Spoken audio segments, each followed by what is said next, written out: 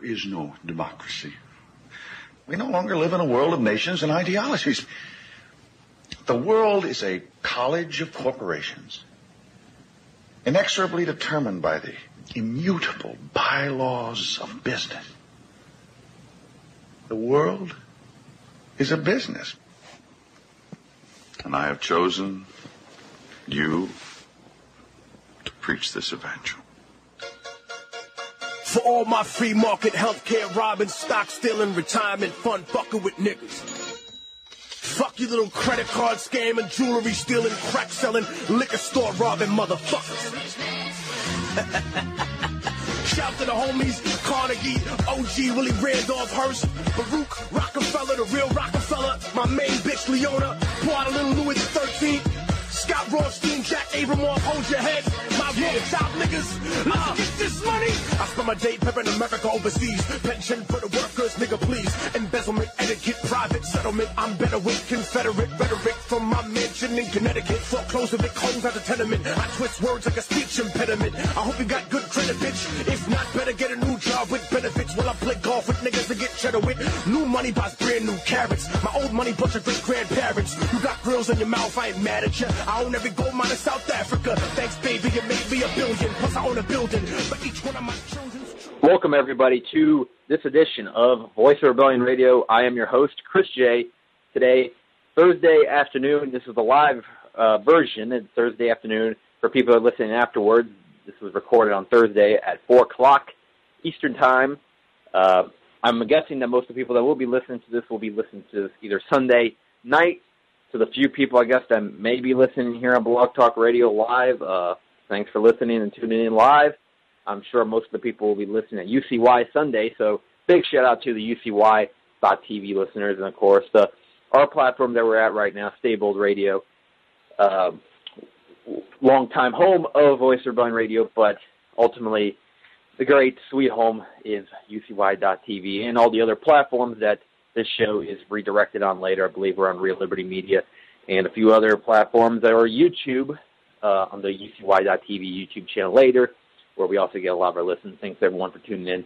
Today we are talking about various subjects. We're going to be talking a little bit about what happened in the French election. We're going to be talking about the tumultuous situation in Venezuela, where we have the right-wing protesters have pretty much upped their ante in the last few weeks, and we're having a continued protest, and we've been talking about this for a while, but it seems that we might be getting to a tipping point right now in Venezuela, as it doesn't seem that there's going to be any peaceful end to this without the current government potentially falling, unfortunately. And it looks like the United States has invested so much money into this that it became a situation like Syria, that they will do whatever means it takes in order for their project to be successful.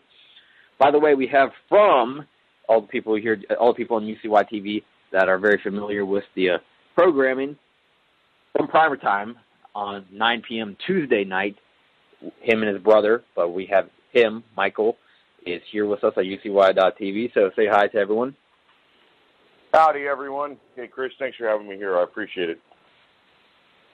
Oh, it's great to have you on as always. It's great to air with you. Yeah, so people that have listened to the show for a while probably know that I've had Michael on a couple times, and I've been on his show a couple times. But, you know, just a little warning, a little disclaimer to the people that are not familiar with the shows me and Michael do. It's going to get crazy. And we have we have determined beliefs. Yeah, I would say Michael's are a bit more determined than mine, possibly, or maybe just a little bit more outspoken about his than I am. But that's one way of putting it. I think that's the nice way to put it. Yeah, it's the nicest way to put it. But I definitely get outspoken about my beliefs at times too. And when it comes to certain things, you know, maybe we should just start off with, you know, we're just going all around with different current events or whatever. I mean, maybe we should just start off with one of the ones that came to mind today, and I've been seeing a bit about. And what do you have to make about, apparently Pizza's in big trouble right now. It's actually, I guess, good to see that people are actually mad at a company for supporting Zionist Israel. it doesn't seem many times there's a lot of outrage about that, but there's some outrage about this one because Pizza Hut put a ad on their Israel, the Pizza Hut Israel Facebook page, showing showing the Palestinian hunger strike leader being tempted by a pizza or whatnot, which later they were forced to remove. But what do you make of all that? It actually kind of made me mad. Number one, I don't try not to eat pizza because pizza, I like the taste of it and all that, but it always ends up giving me like rumbly in my tummy. So I don't eat pizza. But of all the pizza out there, Pizza Hut's always been like really flammable.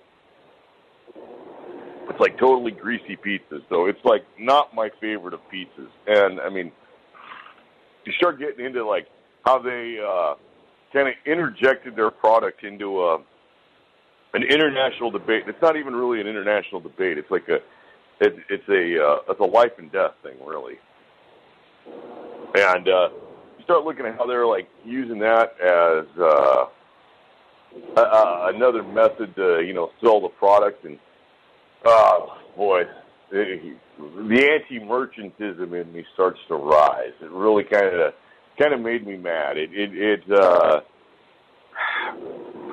like just not classy isn't even like the beginning of it. It was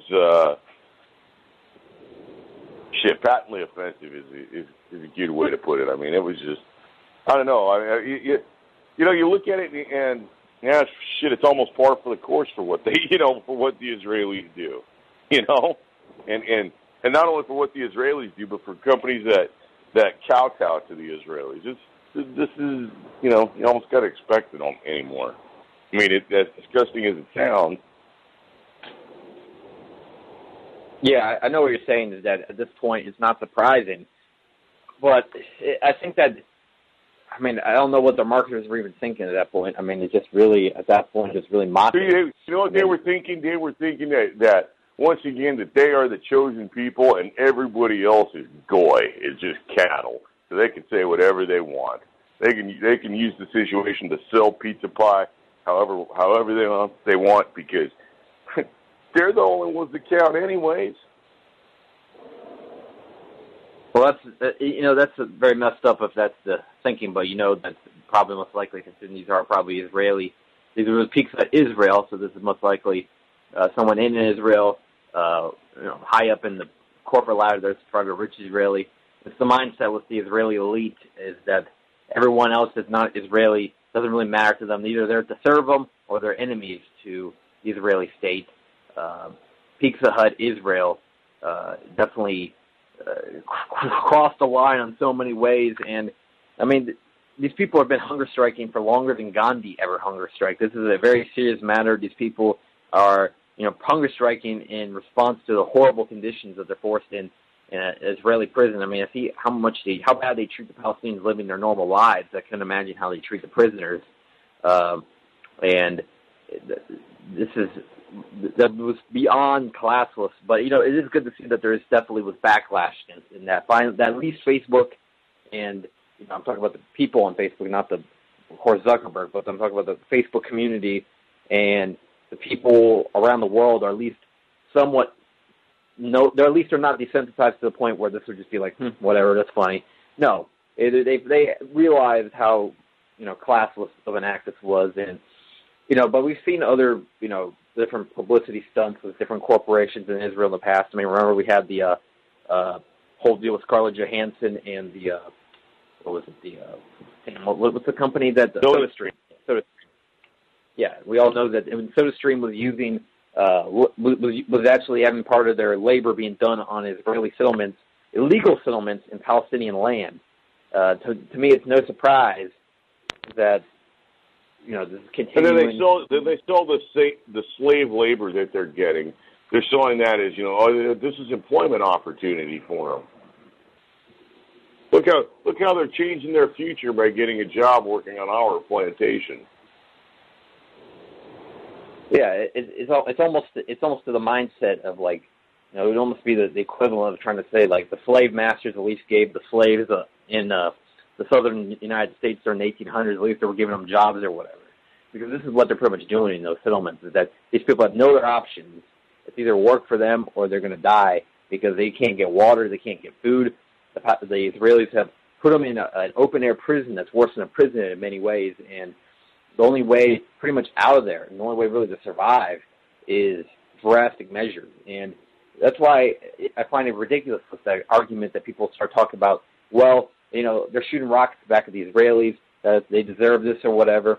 Well, if you were colonized, if you were bombed, I think that shooting a rocket is a little bit of an underreaction to anything. And anyways, that the people I want proof. I want serious proof that it actually is Hamas, setting them records. And honestly, even if it is Hamas is a great big old Israeli invention anyways. Well, I mean, when it comes down to it, if you want, the best way to control the opposition and to destroy it is to lead it yourself. Exactly. Yes. And that's what, with Hamas, is that if you look into it, when it comes to the political scheme, it's very easy to see that Hamas's intentions are much different than what they claim to be. Because let's look a little bit deeper down the rabbit hole than what the media's shown you about Hamas versus Israel. That Hamas has connections to the Muslim Brotherhood, or at least used to. There was a kind of a schism that happened the last few years between the two. Muslim Brotherhood is a known CIA British organization that promotes American ideals and ideals of so-called Western democracy throughout the Middle East. Muslim Brotherhood also was the main people responsible for the uprising in Syria back in the 1980s. And people don't know really about the historical backgrounds of that. Islamists uprised against Bashar al-Assad's father, Hafez al-Assad, back in the 1980s. But they were unsuccessful in doing so. So the Muslim Brotherhood helped do Zionist dirty work in Syria in the 1980s by attacking perhaps Israel's second biggest adversary in the Middle East, which would be Syria. And Muslim Brotherhood and Hamas are known to have long-standing connections between the two. And if you notice, you don't see like Hezbollah, a true anti-Zionist resistance group, giving support to Hamas. They don't really notice that they do their own thing, and they don't really get involved with Hamas because they know that Hamas's intentions are not really that of freedom for the Palestinian people. They are more of just purely, I would say, a money-making scheme. At the same time, they probably have Zionist plants in there that make sure to steer them into the direction of not actually causing any real change. Plus, they're the perfect boogeyman for Israel. Because every time I hear a Western person often defending Israel, it's saying, well, it's because they're about to be annihilated by Hamas is why they have to do this. But, look at the recent... exactly. And, I mean, seriously, Hamas is almost, if you listen to them, they're the only reason that there's any kind of any sort of problem in the Middle East. It's not because, Israel is, keeping people in an open-air prison or I don't even want to get into the whole, what kind of defense force shoots, 5-year-old girls in the head, because they possibly have an object. But every answer to everything every time is, how does Israel get away with shooting 5-year-old girls in the head? Yeah, but what about Hamas? Hamas does stuff, too. Hamas said something. Hamas waved the flag the other day. How can you live? They've got rockets. Blah, blah, blah. Yeah, whatever. Hamas is the best boogeyman. If Hamas wasn't real, Israel would need to invent Hamas to keep on doing the crap that they're doing right now. In my opinion, there's only really one legitimate resistance group that is in Palestine. That's probably the PFLP. And if you notice how much they're kept in obscurity, it's probably because... Did you never hear about Popular Front for the Liberation of Palestine or whatever the hell they're called? You never hear about it. The only thing you ever hear about is PLO and Hamas. They're both fake groups. The PLO is pretty much just ultimately like the governor of Palestine appointed by Israel. And then the Hamas is just kind of the boogeyman group. They're kind of like the Bin Laden to the United States. Hamas is to Israel. The PFLP is actually probably the only true resistance in Palestine. They're pro-Syrian government. They're they're a anti-Western group, and you notice how they're kept in obscurity because they probably anybody that's actually of anybody in that group, I'm sure, is disappeared or whatever.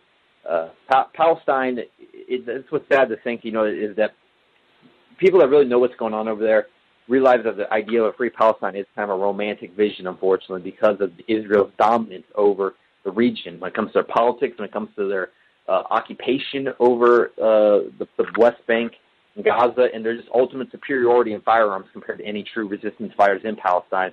The only way that Israel blockade on Palestine is coming down is with the help of a much larger country.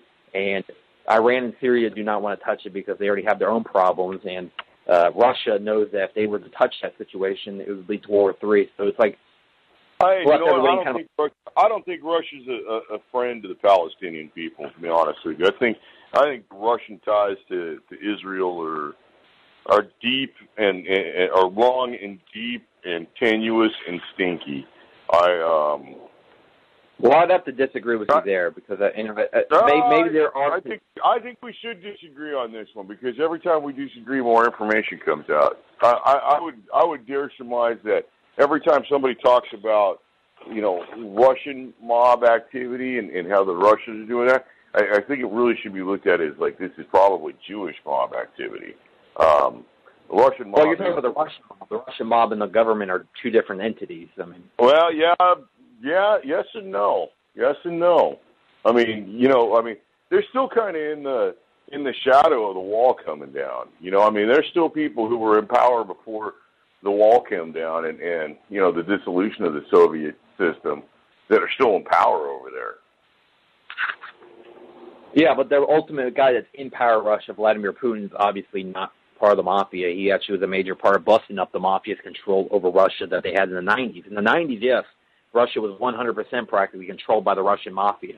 It was a total mess, and the Russian mafia is a Western front, the Western organization that is there to cause instability in Russia. But however, Vladimir Putin and his inner circle don't appear to be too friendly to Israel's position in the Middle East. They gave weapon systems to Iran, which was a major slap in the face to Israel. There's definitely moves that the Russians have done that have been against Israel, but the thing is that they keep their rhetoric, I think, about Israel kind of to a minimum because that's the way the Russians does. They play with a poker face. They don't play with the fiery rhetoric. They don't play with the they don't talk like turn them see a fire. It's not like Iran. They're not like Venezuela. Really comes to mind. With Chavez's fiery rhetoric. In many ways, when it comes to like Chavez versus Putin, is that Chavez is like the total opposite of Putin when it comes to Chavez. Pretty much just said what he thought about everyone, and in the end, I think that's part of the reason why they had to kill him because he was inspiring too many people.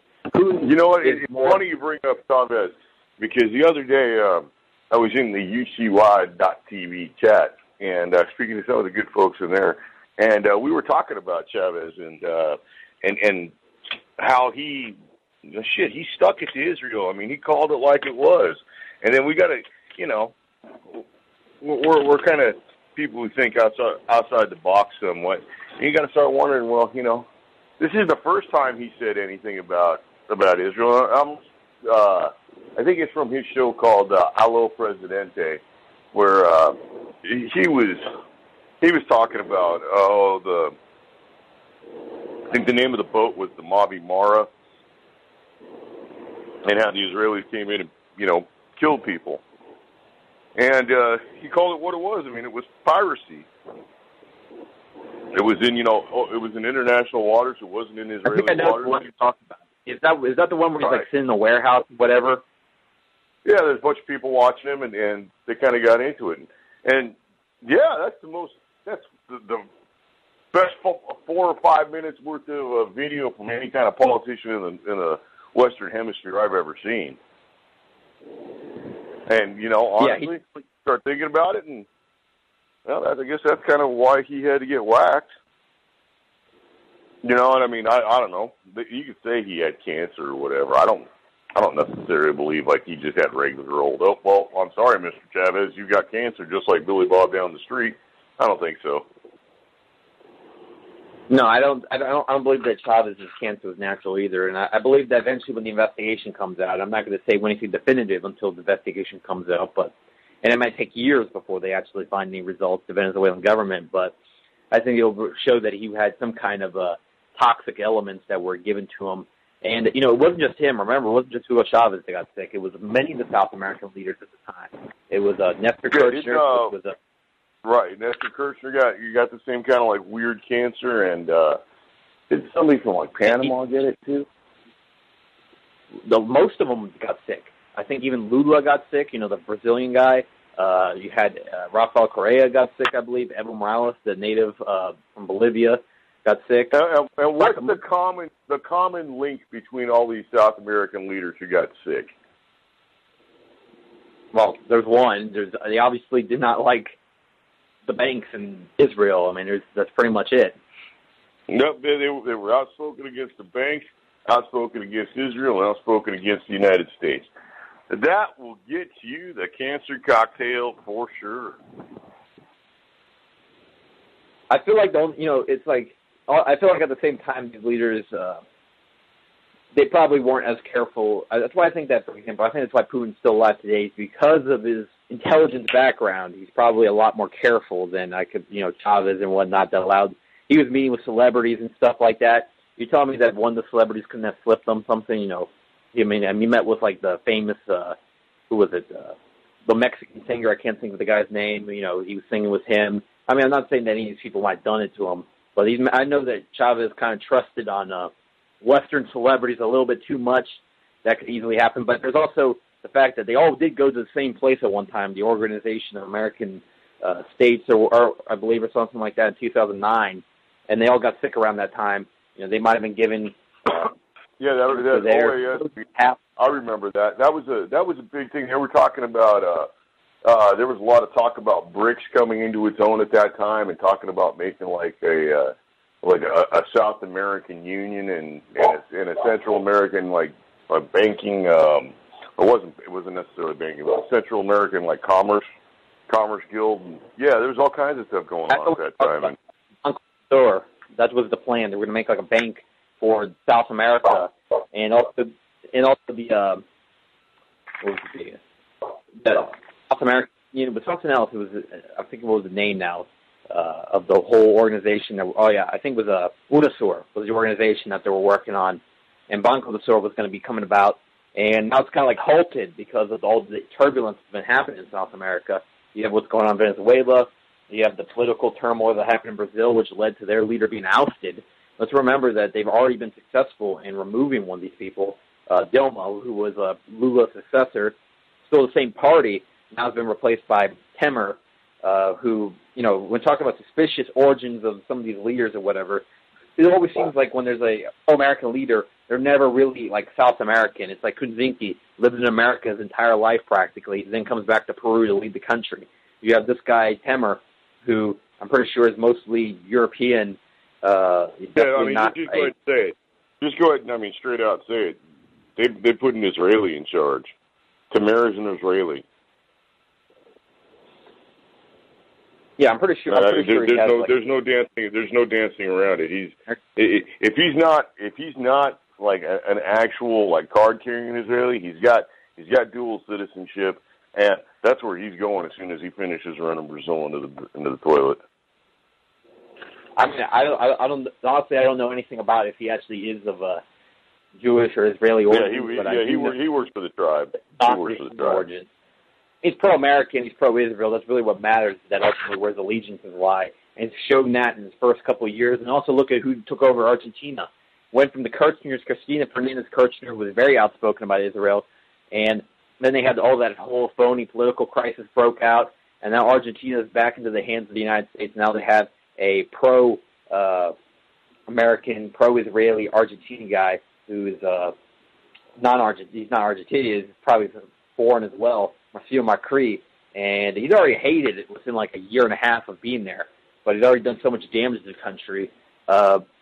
It's a bad situation there. All across South America, the only places that really haven't been too much affected by the Medellin is, I guess, Ecuador, who recently re-elected Correa's party into power, and I guess you could say Bolivia has been generally unaffected. But Venezuela, you see the craziness that's happened there. And it's funny is that you see all these people that complain about rioters here in the United States or whatnot and say that rioters are being paid by Soros to divide the country. What about these rioters that are down in Venezuela? They think that, they're just legitimate protesters. They're protesting against the commie government. It's funny how there's that disconnect there. But ultimately, they're protesting in Venezuela because they hate us for our freedoms. Yeah, no, people are stupid, dude. They have no idea what's going on. They refuse to look at the nature of the protests in Venezuela. I would dare say that a good 60-70% of those protests are funded. But I mean, it's a ripe target area. I mean, you can make people do a lot of stuff when you come in, and you've got funds, and you're walking into like basically an area that's kind of going through some starvation. Yeah, and just a reminder that starvation and, the shortages on the food are happening mainly, they're trying to make it seem like in the media that it's purely the economic incompetence of the government, which might be 10% of it, but the majority of the problems of Venezuela right now is the large supermarket chains and other adversaries of the government are hoarding the food supplies, intentionally trying to cause a disruption in the country because they want Maduro gone, because Maduro has been inhibiting their profits and their success that they were able to have prior to the Bolivian government. So, this thing that's been going on for 20 years in Venezuela. There's nothing new. There was a coup attempt in 2002. The only thing is, though, what is the ultimate end to this? Is this going to lead to a war? Is this going to lead to I feel like this might be one of Trump's little trophies that he might be able to take as overthrow Maduro and say that, oh yeah, we brought democracy to Venezuela, and it would probably boost his support with Latin supporters or Latin people in the country. As Trump is trying to, as they're trying, I'm not saying Trump because ultimately it's the people above who handle Trump, but as they try to establish a support base around Trump before he starts doing the real actions, I think that Trump's going to be there for War 3 when they go into Syria and Iran. I think Trump's staying for a while because it looks like he's made the turn for sure, is that any kind of anti-establishment talk that he was doing during his campaign has been replaced by pro-establishment action, has been replaced by actions in favor of the Rothschilds, as we've seen in Syria with the strike in Syria last month. We've seen a major reversal in many ways of Trump, and even one little thing was him replacing Bannon as kind of his main guy off to the side in his cabinet. Bannon, who was a piece of shit, but just the symbol of it is the kind of so-called anti-establishment guy. With Kushner, the neocon, definitely establishment guy that is in his family. Kushner's his daughter's husband, and Jared Kushner is a total neocon, and now you see that the entire cabinet's practically neocons, and you look at all the other people that have a lot of prominence in this cabinet. You have people like Sessions or whatever, and I believe Sessions, I don't know about his stance with Israel, but I know one thing that rings a massive alarm bell is the way that he wants to continue the drug war. When it comes to his talk with marijuana, it sounds like something from Nancy Reagan in 1983. Does not sound like any modern politician for sure. And, right, he's like the driver's ed film of politicians. He's like Blood on the Highway, or something that's just all there to scare you and give you the worst idea. Where, I mean, that's not where the nation is heading. I mean, just yesterday, Vermont's legislature voted to legalize marijuana, recreational marijuana, and I mean, so that's everything else has come at the ballot level, and this is like the first time it's coming in at the state legislature has provided for it. So he's kind of like, I kind of feel like he's bucking against the tide, and it makes me wonder like where his loyalties really are at. Well, I mean, I think that Sessions' loyalty, I don't believe that when it comes to a drug war, this guy is dead wrong. And I mean, I don't know too much about Sessions to make like an ultimate judgment on the person. I don't know what he did in Alabama for many years, but considering the fact that he was even able to get that position, he's definitely got to be one of the establishment, in my opinion. So is, of course, Donald Trump and all the other people that are around him.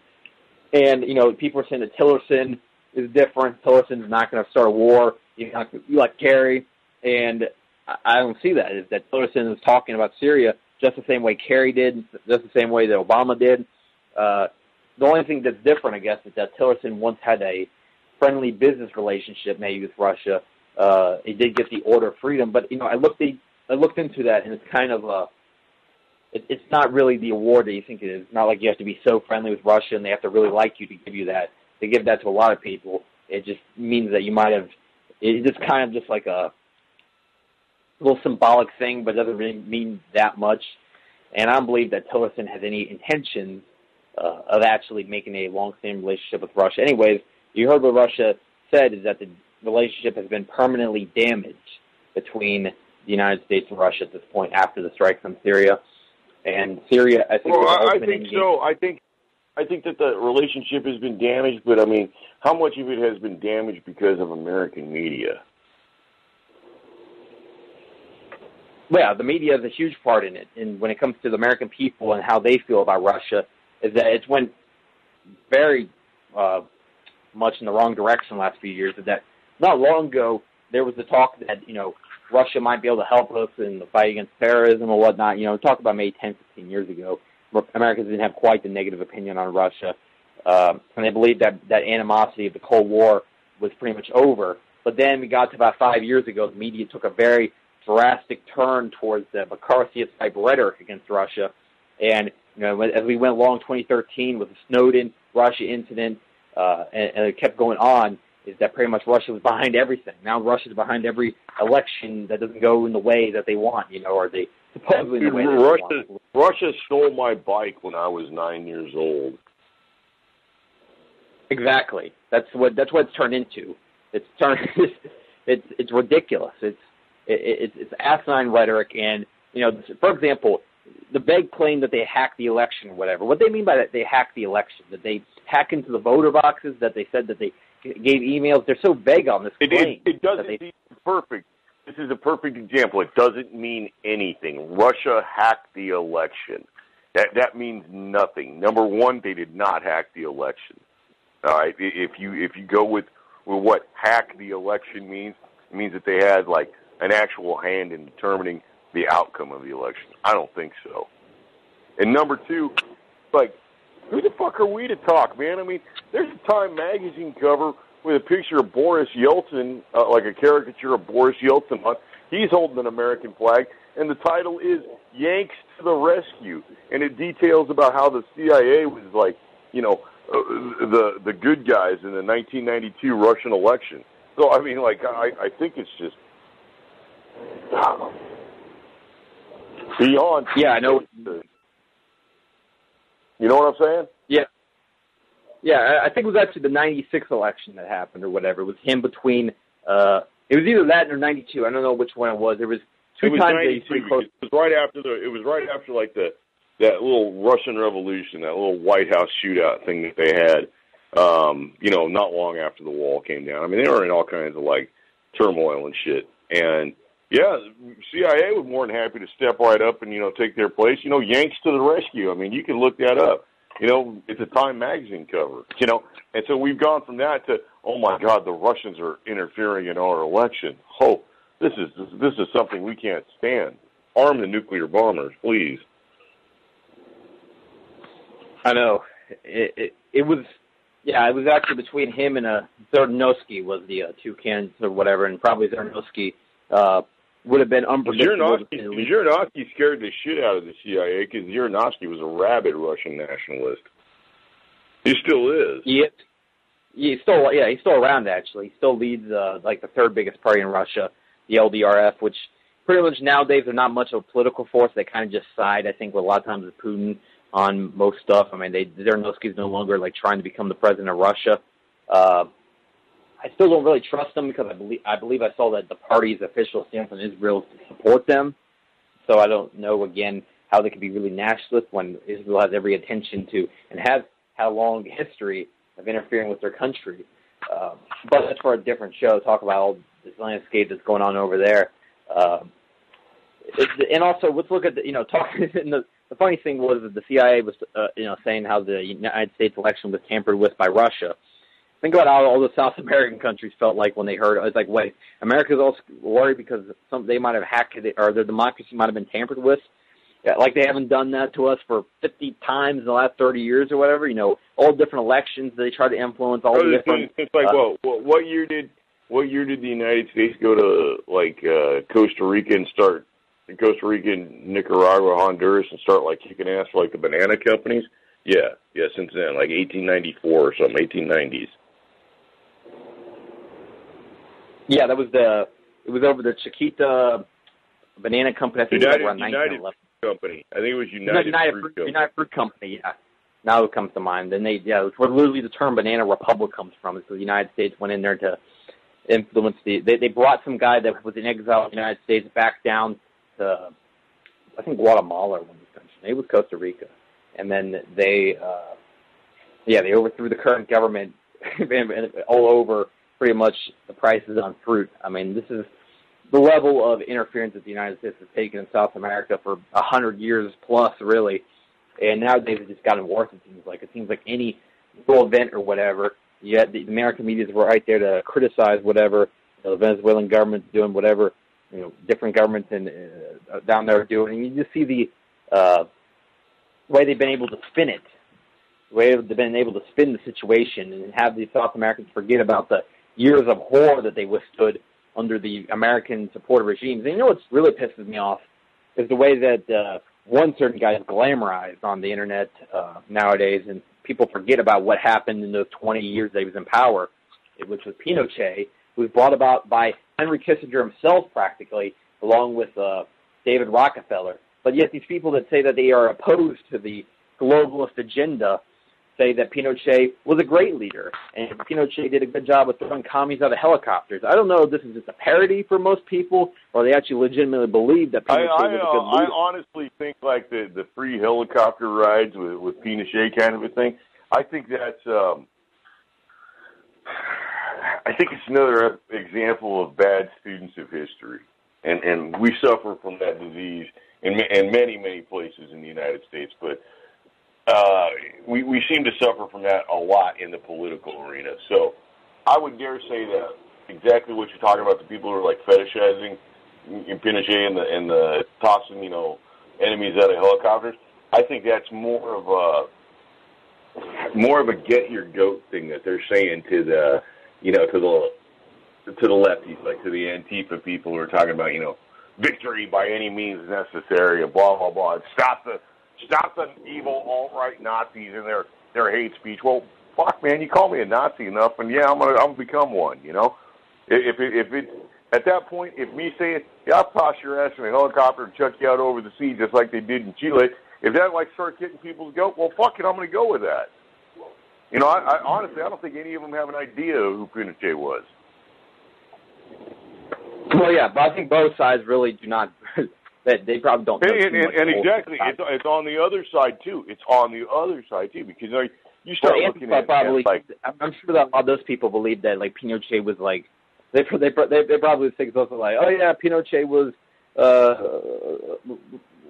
like Hitler's nephew or some shit, or they probably would not know that he was an American supported, American globalist backed person that was brought about by the aid of the CIA on September 11th, 1973, and that Pinochet ultimately also was 100% behind a lot of stuff that probably the Antifa people, some of the Antifa people for sure, or the people that support Antifa, like some of the more powerful people are behind. Is that I'm sure at this point it's no longer to any doubt, in my opinion, that some of these Antifa people must be paid off by people by Soros or other top people that are trying to disrupt this country. Because there's a lot of them out there I bet aren't paid off. I bet you there's a lot that are out there that are more than happy to be idiots for free.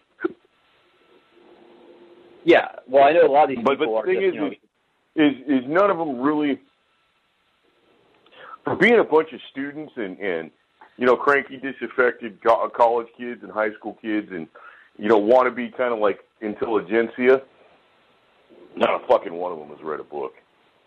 And I mean, probably the most important book that relates to their situation right now, which would have been George Orwell's Homage to Catalonia, which is a story about, it's a story about the Spanish Revolution, and it in particular deals with George Orwell's experience in the International Brigades. And the International Brigades was a bunch of people from all over the world that went to Spain to go and help fight against the evil fascists. And on the Republican side, which would have been like the side that was in power, the side that actually held power in the government before the outbreak of fighting and all that, there's like 5 or 6 different groups. There was the anarchists, the communists, like the trade unionists. There was, that whole total like lefty spectrum of people. And honestly, the anarchists, like just like every time in history, the anarchists, number one, they have to compromise their principles, and number two, they end up getting slaughtered. Well, a lot of what happened in that Spanish Civil War is because it was Stalin's betrayal of them. They were stupid enough to trust Stalin in order to try to help them and help the Spanish Czech Republic, and in the end, they ended up a big portion of them got slaughtered by the pro-Stalinists, I believe, and then there was also they were ineffectively prepared to fight the full power of the Franco's military. And also remember that Franco had a lot of support from American corporations. I believe a lot of American corporations. Well, absolutely, yeah. There was a lot of support from international corporations, and then there was support from international fascist forces, and there's also a lot of like regular Americans who supported the Franco side versus the Republican side, and the media once again is the driving force. Well, during the war, I believe Germany actually bombed in favor of Franco's troops, but Germany actually assisted Franco. I mean, like Germany provided military and logistical and troop support. Absolutely. But, conversely on the other side, the Soviets said that they would hold Spain's 590 tons of gold, and they promptly had a big old party once that stuff came back, and Stalin said they will never see their gold again. Like I said, they were dumb enough to trust Stalin. That was a major mistake for the people on the Spanish Second Republic. And ultimately, that was just the way that the Soviet Union did a lot of resistance movements over the years. But if you look at the way that one of the major misconceptions that people have is that Che Guevara was pro-Soviet socialism, but that was not true. And that's part of the reason why he got killed is because the Soviets refused to let their party in Bolivia support, the Communist Party in Bolivia that was pro-Soviet, to support Che Guevara. And Che Guevara had practically no help against the CIA and also Klaus Barbie, and who assisted, which was the former Nazi that pretty much became like one of the Operation Paperclip dudes, who helped hunt down Che Guevara 50 years ago. The Soviets were pretty much, in many ways you could say, may have been responsible for Che Guevara's murder in October 1967 by them doing nothing to help him. And it was a massive blow to the true resistance in a lot of Latin America. But those years afterwards, the Soviets practiced their own form of imperialism practically. And if you look at it, is that they enforced the model on their countries, and countries that didn't do the Soviet model 100% did not get nearly as much aid, if not any aid. And you look at, for example, their tenuous relationship with North Korea that really wasn't existent during the Cold War, partially because of that they wouldn't accept the internationalist model that the Soviets had wanted. They had their own model called Juche, which was a Korean-based model and self-reliance, and was about them being totally reliant and not relying on anybody, foreign power such as the Soviet Union, China, or the United States. And nowadays, you look at it, and it becomes the ultimate one of the biggest things targeted on the media. And I think it's partially because of the fact that they know that they're a major power still in that region, and they don't like the way that they've been able to adopt that nationalist concept, and they've instilled their nationalism to the extreme, and there's definitely bad things about it, the cult of personality, the Kim dynasty ruling the country without any kind of opposition, but at the same time, I believe it might be what's necessary for the country in order not to be influenced by China, who has definitely been shown to stab allies in the back. Also, other players in the region: Japan, South Korea, the United States. Many different people. I don't buy into the line that North Korea is any kind of threat to the United States. I mean, seriously, a company that has to have state production of methamphetamine as an adjunct to food because they can only, come out with an average of 2 meals a day for people. If you got to give your citizens crystal meth because you can't make enough food, you're not a threat to the United States. Well, I think that's a bit of I think there's been shown to be a myth about the supposed methamphetamine problems they have in North Korea. I don't think that really is verified. The food shortages. I'd be more willing to bet that it's true. It's more true than it's not true. Now, the food shortages possibly true due to the embargoes and stuff that have been placed in North Korea by foreign powers. There's definitely some truth to that. There's definitely, but considering the situation that they've been put in, that the fact is that practically no one can trade with them. And I know they had a terrible problem in the 1990s. They had a famine or whatnot, and some people estimate hundreds of thousands of people were killed. Maybe 1 million people might have died during the famine, but that was a result of many things, including the embargoes on them. That's the thing that is not talked about, is that the Western countries' roles in causing a lot of these problems in these different countries. North Korea, in many years, it was Cuba. In Venezuela, we see today. Of course, a lot of times they're inflated out of proportion, like in Venezuela, is that they're trying to say that people resorting to cannibalism and shit, which is not true. It's not really to the point that the Western media's claimed. There's definitely been struggles. There's definitely been days probably at the grocery stores where there are empty shelves or whatnot. But the media is trying to blow this thing out of proportion in order to get enough of an emotional response from the American people for them maybe to go into their end game, which I believe their end game is possibly a United States invasion. What makes me think that is due to the fact that they've tried a coup multiple times. I think they've tried at least twice, in Venezuela, and both times were failures. So the only thing that probably could remove the Maduro government, could remove the Bolivian government of Venezuela, is probably a United States intervention of some sort, whether it is from a small thing like what they did in Grenada with some special forces, or maybe a larger scale thing, maybe something even as big as what they did in Kosovo or whatnot back in the late 1990s. And that's, again, talk about Kosovo, that seems to be one of America's forgotten wars, where how many people died, maybe hundreds of thousands of people, I think, were killed in that bloody civil wars that were fueled by the United States, causing sectarian division in the country between the Serbs and the Bosnians. And, the whole talk about Slobodan Milosevic being the one responsible for all the bloodshed is definitely erroneous, to say the least. And ultimately, the country was doomed from the moment that Tito died, because he was the only one that could keep the unity in the country, Yugoslavia. After that point, it was bound to fall. And not only that he was the only one who could keep the unity within the country, he was the only one who could keep the CIA out. Yeah, I would dare propose that a lot of the strife that happened in Yugoslavia after Tito's death. I know they kind of went through a period of, let's just pretend Tito's still here. But after that kind of war, there was all kinds of influx of CIA money into there, and Well, yeah. After Tito's death, the country was very vulnerable to the United States influence. Just like when Chavez died, is that Venezuela became way more susceptible than they were with Chavez to United States influence. And Tito, though, he really held the ship for 35 years until his death.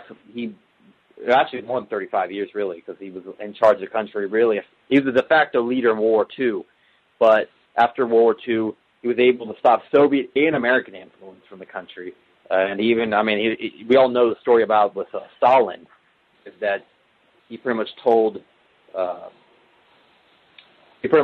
Stalin that I know you've been sending assassins to kill me. Keep sending. You send one more, I'll send one over to Moscow, and he won't miss. And then apparently Stalin stopped trying to kill him. and the Soviets kind of stopped messing with him after that point.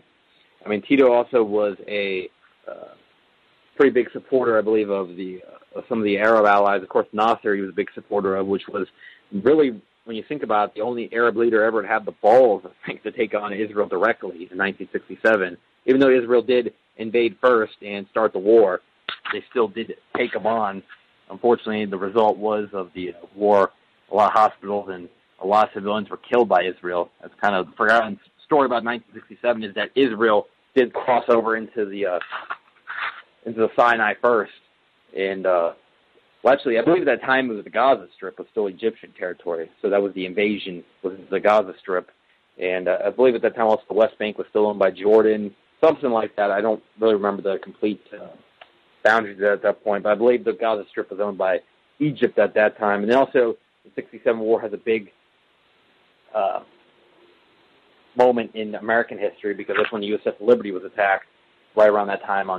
We're actually about to reach the 50th anniversary, believe it or not, of the USS Liberty, and that's where we saw the government into their extent that they're in favor of the extent of how they're going to kiss Israel's ass every time is that they didn't care if every single sailor died on that ship. They didn't want to embarrass Israel. And 34 of them did die. 171 were injured. We had a couple of the survivors on here a couple times here, Voice of Gun Radio, and still see some of them post on there. I kind of feel bad for one because I see him still posting he's still on the Trump train all this time after all that they've done, after all that Trump has done in Syria or whatnot.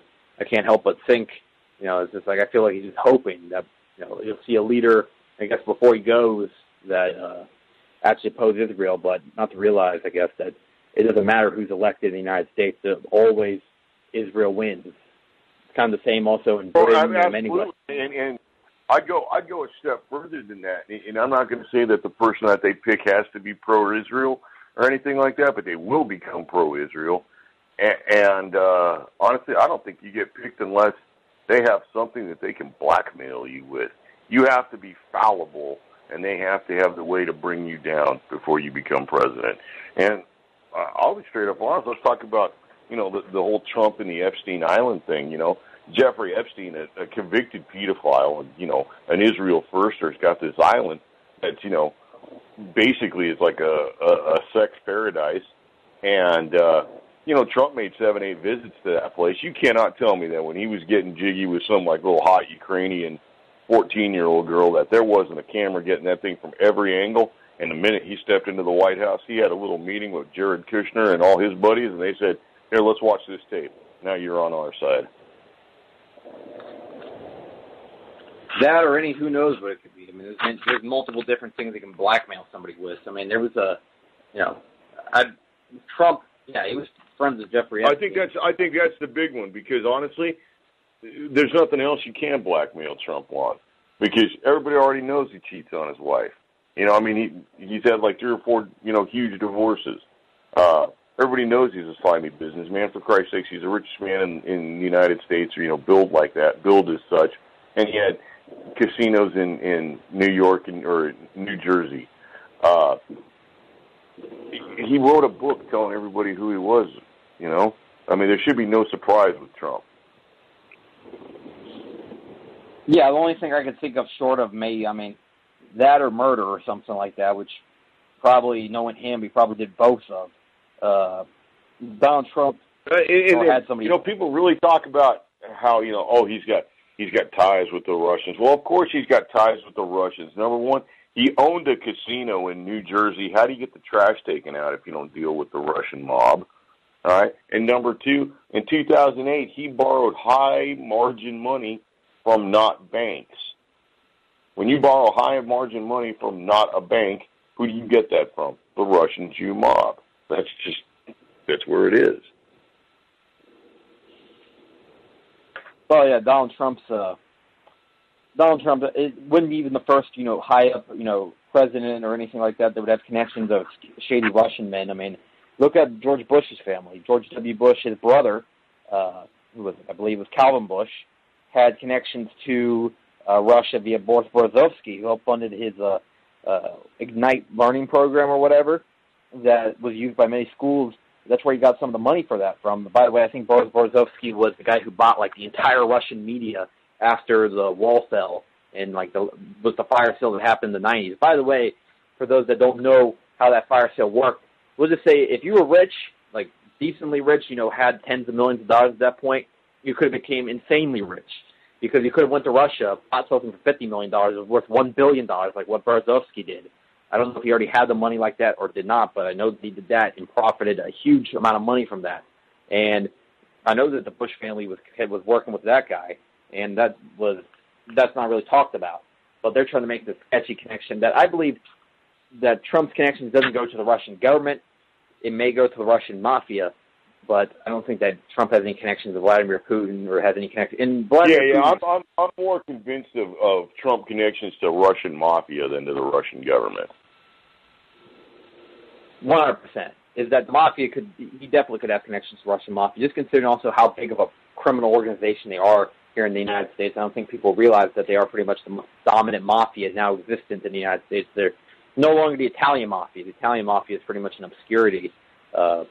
It's like right up there with it's like the Russian mafia, maybe you have your Korean mafia, and maybe your triads or something like that. Those are like your three biggest criminal organizations in the United States of today. Maybe I forgot a big one in there or something like that. But, the Russian mafia, anybody in the Northeast that's that's doing any kind of massive operation like that is very likely to run into Russian mobsters. Run a casino in New Jersey at any time in the last probably 30 years, you're probably going to have came connection with a Russian mobster. And the Russian mafia, like I said, were so powerful at one point that they practically controlled Russia as a whole, as a country. And that's why the country was going to a spiral into the 1990s, is because of the total robbing that the Russian mafia was doing to the country, and that their people were being stolen from. Ultimately led to many Russian women pimping them, or pretty much, prostituting themselves out to American men via the Russian mail order brides and all that stuff. It was pretty much a result of the this total horrible conditions that happened in the 1990s. The wild 90s were one of the biggest human catastrophes that we've seen in a first world country, maybe since Germany in the 1920s, when they had the hyperinflation that happened at that point. Minus wars. Of course, wars are probably World War II is a much larger catastrophe than was this, but when it comes to an economic or political crisis, this is almost as big of a scale of what happened in the 1920s to Germany. And then Vladimir Putin came about, and then within 10 years, the country had totally turned around. That's why I give Putin a lot of credit, because not too many leaders have been able to do that big of a turnaround. A drastic 180, and now you see 17, 18 years later, is that the country is now, by many people, expected to be the biggest economy in the world at one point by 2030 or so, 2035. And the sky seems to be a limit as long as, there's not an assassination of Putin or something like that, or a coup against him, or many other things that could happen. But right now it appears that Russia's future looks very bright with him. When going back to the United States, going back to this, all the candidates here, is that I feel like they either blackmail you, they tell you that they'll kill you or whatever. Everybody remembers what happened to JFK, and JFK, who was killed after he was going to monitor the Israeli nuclear plant. That's what Gaddafi said right there in that speech back in 2008. I'm far more inclined to believe that JFK's assassination had more to do with Dimona than it had to do with anything else. I think it was the number two reason, behind the Federal Reserve. That was probably the biggest reason, ultimately, because he was messing with their money. Talking about the Zionist bankers and their money. But then number two was going to be that he didn't want, the HQ practically for the New World Order to have nuclear weapons, like JFK was trying to prevent. Israel having nuclear weapons would have been disastrous for the Middle East, and it did become disastrous for the Middle East, as we see, and is that Israel became pretty much, when it comes to Syria, everybody's too scared to touch them.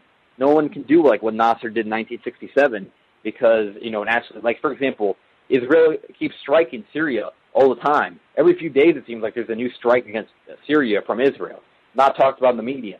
Why doesn't Syria strike back? It's not because they want to forge some kind of diplomatic relationship with Israel. It's because they know that if they do anything, they'll probably get nuked or some shit. And they'll probably get applause from a lot of people in the Western countries because they're that brainwashed to believe whatever Israel says. I think the whole bullshit about, oh my God, they're going to get a nuke and Israel's at risk. Well, you know what? Number one, Israel's got nukes.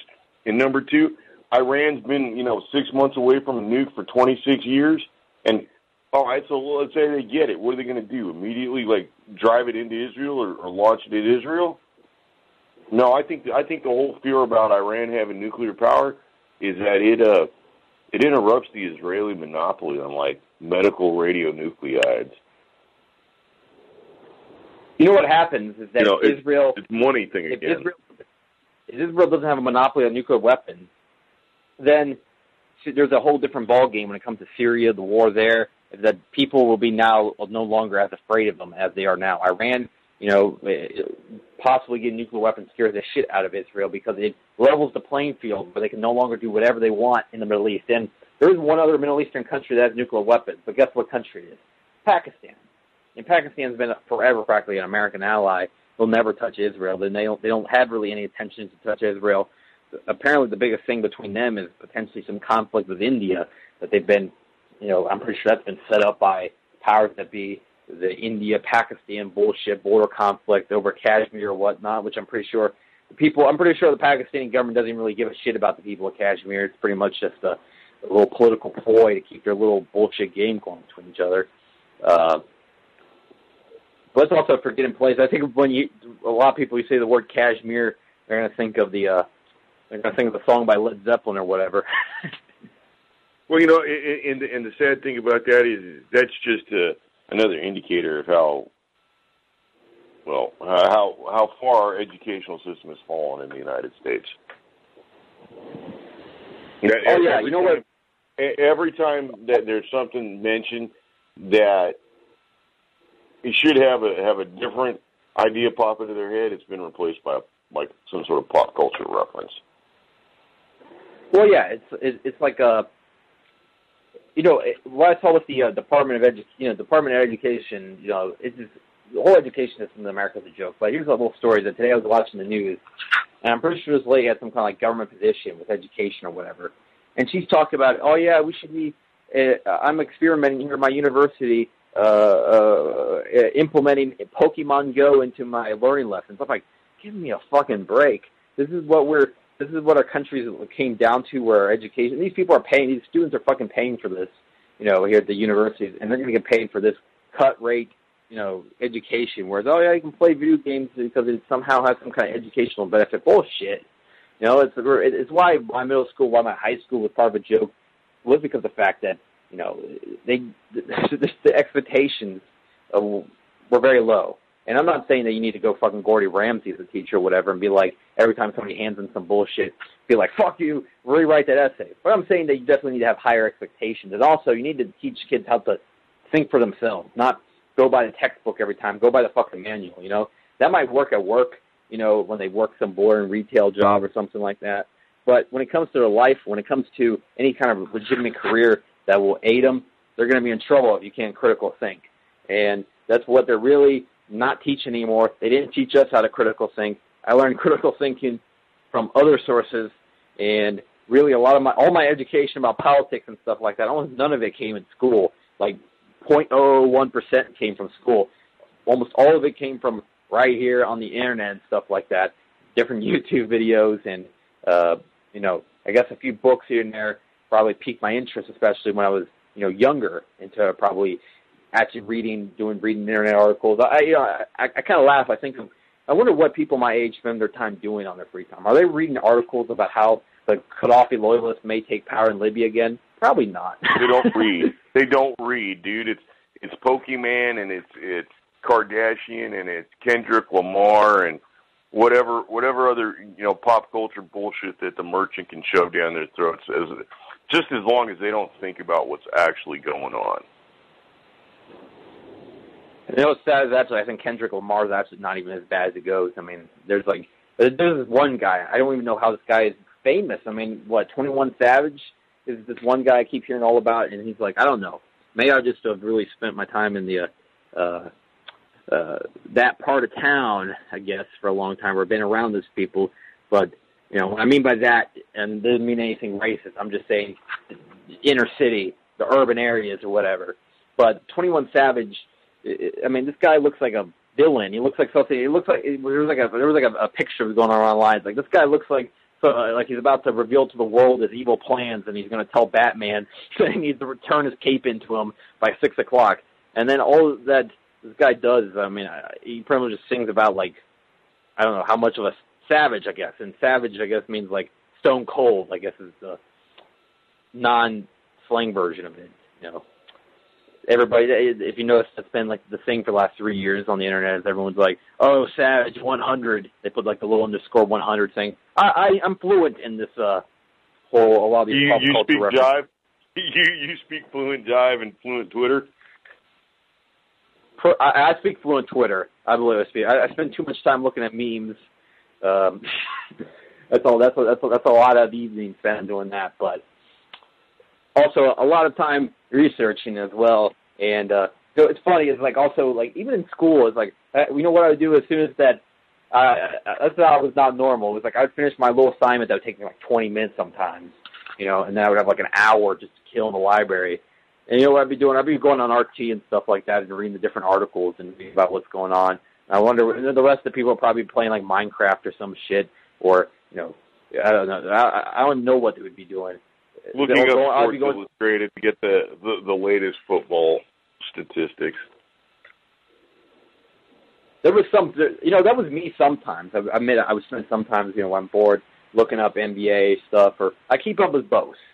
That was one of my first passions with sports, but also politics, came about at a pretty young age, and to me it's a lot more important. Like, I'd rather know what's going on in the world rather than care about, these people that spend time in April or whatever, or May, talking about football. I'm like, football doesn't come on for another 3 months, dude.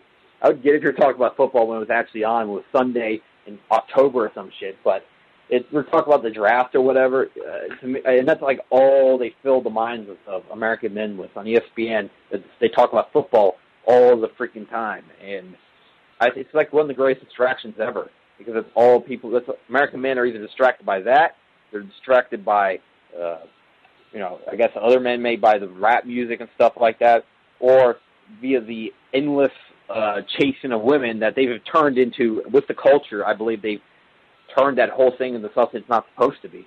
Is that you show off your bling or whatever, you show off your money, you show how much of a, how you fit the cultural stereotype of what someone you should be for this age, and then you pick up a woman and then you have sex with her or whatever. Does it actually lead to a meaningful relationship? Probably not. It's definitely not the way it used to be. And I blame the media for that. I blame the media. The thing is that it's not just a thing that can influence decisions about war. It also influences the culture. And it's a weapon of cultural destruction is what the media is. There's been that in other countries. It's a terrible thing, the media, the mainstream media. And ultimately we know who's behind the mainstream media. It's the Zionist Israel has a ton of influence over the media. We have also the current thought is that the Chinese own Hollywood, and it's totally okay to talk about the fact that the Chinese own Hollywood now. But a month ago we weren't allowed to mention the fact that straight up honest, the Jews own Hollywood. They wrote many stories about it. Joel Stein from Los Angeles Times wrote a huge article. Do the Jews own Hollywood? Yeah. So what? And it was so patently offensive that if you go back and you search for it, the Los Angeles Times actually changed the title of the article. The story's still there; it's just under a different title now. And that was something you could not discuss. But now that the Chinese own it, let's go ahead and discuss that. This is wrong for America. Yeah. By the way, it's kind of funny is that I totally forgot about saying this. I'm just wondering if anyone's out there right now, and I doubt there's going to be really much people because this is Blog Talk Radio, and this is a platform that's not really even like I didn't use it for like 2 years. This little station that we're on right now. But, if anyone wants to call into the live show right now, this is the call-in number 845-277, or actually, wrong one, sorry about that, 845-277-9223, 845-277-9223, here at the one and only Voice of Rebellion Radio. And by the way, people at UCY.TV, this is a replay from Thursday, but we have good old Michael here, and it's been a pretty good show so far. So if you tuned in late or whatnot, you can catch the show later on YouTube, and it's been a pretty good hour so far. And also on Blog Talk Radio, honestly, Michael, the conversation's just like flowing. It's like I'm actually a little disappointed. There's only 50 minutes left that's actually going to go on UCY. It's like one of those days I feel like I go for 3 hours talking about all this bullshit that's going on. And yeah, it's kind of fast. I know, it's an hour and 10 minutes already into the show. Like, usually an hour and 10 minutes, my throat's already starting to get sore and everything. I'm already, like, counting down the minutes. I mean, I have to admit, a lot of times, like, going solo, those last 30 minutes of the show can suck. You're just like, oh, fuck. I got to keep talking. I'll be straight up honest. I can't do a solo show. I need somebody to interrupt. I can't do it by myself. I had to do it Thursday or Tuesday by myself, and it was the first 10 minutes were painful for me. So if it was painful for me, I have no idea how bad it was for everybody else. So yeah, it's nice to have somebody to do this with. Definitely. Yeah. And it's it comes down to is I remember about the offensive remarks if you or to even say anything about the Israeli parts in Hollywood or whatever and talk about who really is behind Hollywood. But remember Alex Jones? Was that a joke or did he actually said it? He actually said that. He actually said that the Arabs run Hollywood. Yeah, he actually said that. But Alex Jones is he's kind of a special case, right? Because he can't come out and say what the real deal is, because number one, his ex-wife would have cut him up because his ex-wife was Jewish, and there goes his chance to go see the kids with their right of return, because his kids get a get out of jail free card now. So yeah, no, Alex Jones is never going to say that. I mean, then you really start getting into it. How many of his GCN sponsors are of the tribe? I mean, really, like all his sponsors are of the tribe. Yeah, he ain't never going to. Oh, he's never going to say Jones. He admitted he's a phony, pretty much. I mean, remember that was part of the way that he's trying to get his child custody battle, and he failed anyways. He didn't get his kid. I'm not going to hold anything he said in his custody battle. I'm not going to hold anything that he said against him, because honestly, it was a custody battle, and I have no doubt that the dude told whatever lie he had to tell to get what he needed out of that, or to think he was going to get what he needed. I got no qualms with that, and I totally understand that. So I'm not going to hold that against him. I'll hold his actions against him. Well, his actions have spoke louder than any words, and we've seen what he's done over the last 20 years, and he's made us people on the radio look crazy, made us people in the alternative media look crazy with his ranting and his foaming at the mouth. I mean, this guy, he's entertaining to watch. I'll give him that. He's definitely grabbed my attention. Well, yeah, but I mean, entertaining to watch is one thing. I mean, it's kind of entertaining to watch like a one-legged man try to pick cotton too. I mean, that's entertaining is not the quite the right word. I think he's more kind of a great massive distraction. I think somebody once said that he's like an alarm clock, right? You hear him and you kind of wake up and then you turn him off. And I think that's very, very accurate. But then you got to really start, once you figure out who he is, you really got to start wondering about what he woke you up to, and what was his loud ranting that actually kind of, quote unquote, woke you up. Was that part of the plan too? I'm telling you, I don't trust that man any farther than I can throw him, and he weighs about 260 pounds. Alex Jones, Mark Dice, there's a lot of these now that, they were cool to watch when we first woke up, the first time we started really going to the internet and started looking at all this stuff up. But then after a while, we started just, it started to become apparent that these people were just more clowns. I mean, Let's also go to Mark Dice. Is that this guy, a little rich?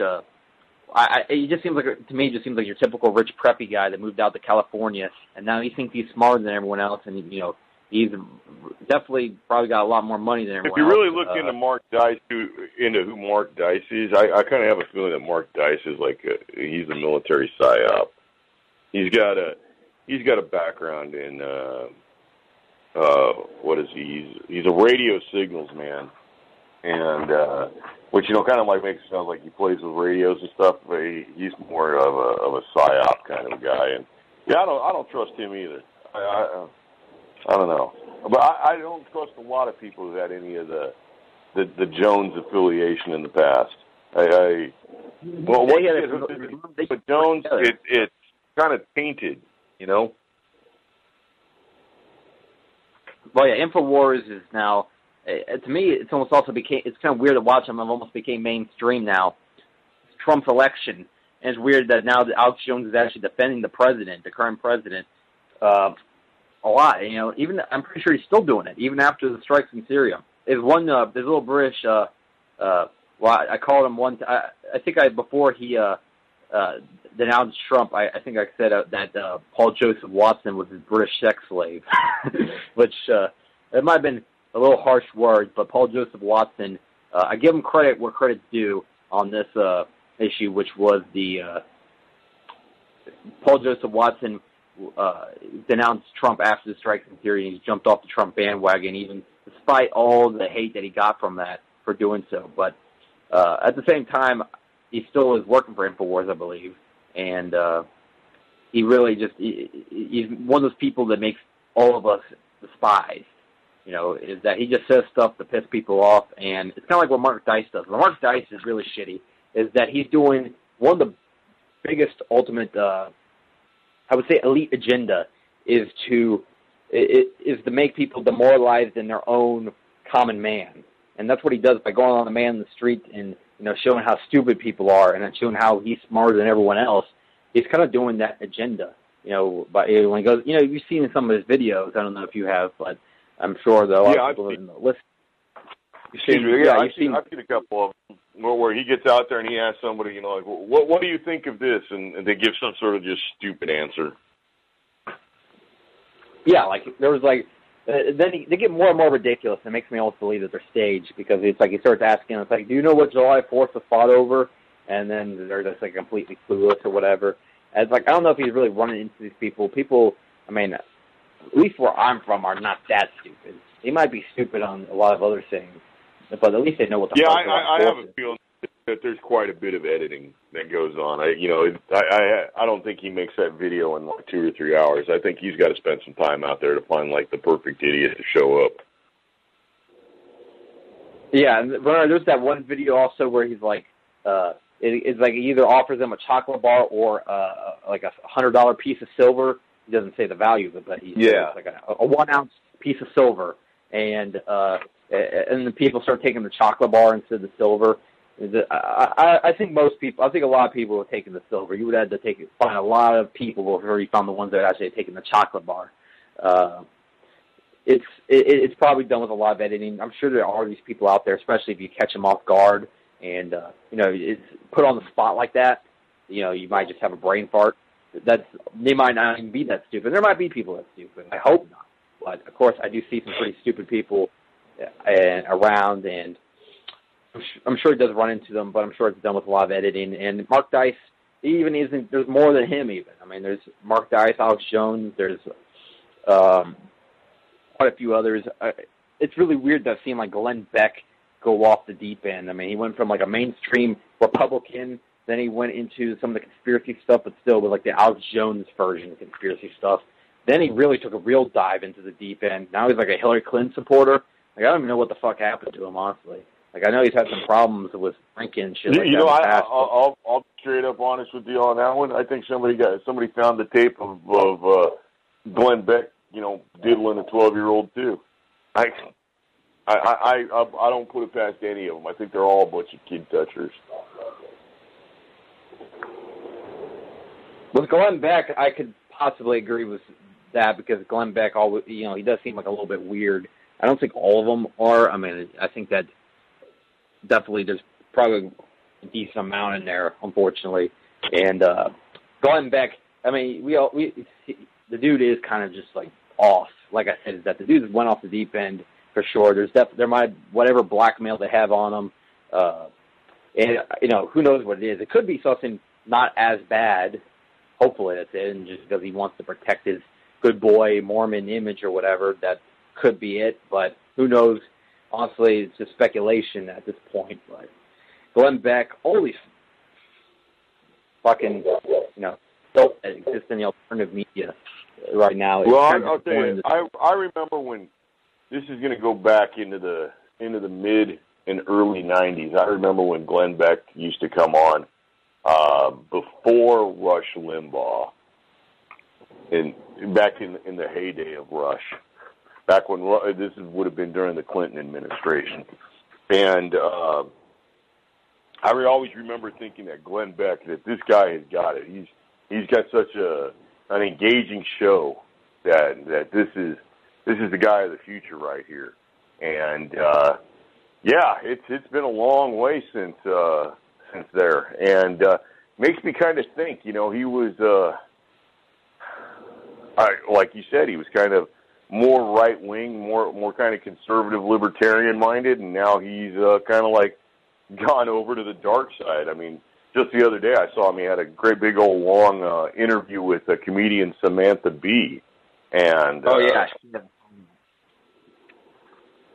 wasn't too impressed with that, to be honest with you. Well, Samantha Bee is just like one of the ultimate pro-Hillary hacks that exist on the TV.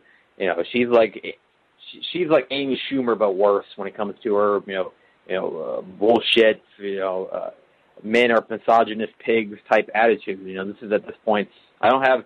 There's definitely some good feminists out there, but this is the bad type of feminism. This is the dark side of the feminist, and that's what Samantha Bee belongs to. And she's repugnant, in my opinion. It's that this is a person that is this is a person that is continuing the two-party paradigm divide in this country. And there's people on the right too. You have people like Bill O'Reilly was and stuff like that. But it's keep people into the whole. Well, I mean, all of the like comedic talking heads right now. I mean, what's his name? Stephen Colbert. He's become a complete parody of what he used to be. His news character. Before his news character was like this parody of an American conservative blowhard, and now he's just become a blowhard. I mean, he's not even funny. I saw the other day there was a video clip where he was going on about Comey getting fired, and he showed the clip of Comey getting fired and mentioned it to his audience, and his audience like went happy and started clapping and cheering, and he kind of like had a little fit and accused everybody of being a Trump tard and whatever. It's like, yeah, whatever, man. Well, honestly, I don't even know what people really like Comey in this country. I mean, it's like either Samantha Bee did say this. I actually saw part of her, what she had to say on this, and then it was kind of true that either you think that Comey lost Hillary the election, or you thought that Comey is the reason why Hillary's not in jail yet. Of course, I think it's just another party, or another one of the establishment. It doesn't matter. Is that he was going to do the election didn't matter, and Hillary wasn't going to be on the first place. You really start looking at who Comey is, though, and you see that his very first, high-level political appointment was like where his job had to be appointed by somebody. That came under Bill Clinton. So I think he's kind of got like somewhat of a subservience to him. A loyalty, so to speak. Yeah. Bill Clinton, ultimately, that whole administration, anybody that came up from under that, some of the most corrupt in American politics to this point. People were mentioning, keep talking about Trump's firing of Comey, but didn't Clinton fired his FBI director, and wasn't it the day after they found that guy dead, like the day after? It was either the day after or the day before they found Vince Foster dead. Still. But the Vince Foster thing is, I mean, the Vince Foster thing is really, cause. really stinky. Because you start getting into the Vince Foster thing, and you realize that it really has very little to do with, like, malfeasance in Washington. Vince Foster's death has everything to do with malfeasance in Arkansas. And if you really get down to it, I think what Vince Foster's death is covering up is the explosion of AIDS that came out of the Arkansas prison blood donation system. And if you really start going into it, I got a little bit of background in the blood industry, and there's certain rules, and there's two types of blood, right? If you're going to think about, like, the blood donation, there's the blood that goes directly into another person, or the blood product that goes directly into another person, and then there's blood products that have to go and have to be manufactured before they get put into a person. Well, the Red Cross, figured out the AIDS thing, back in the 80s, and probably back in the 70s, they actually knew what was going on.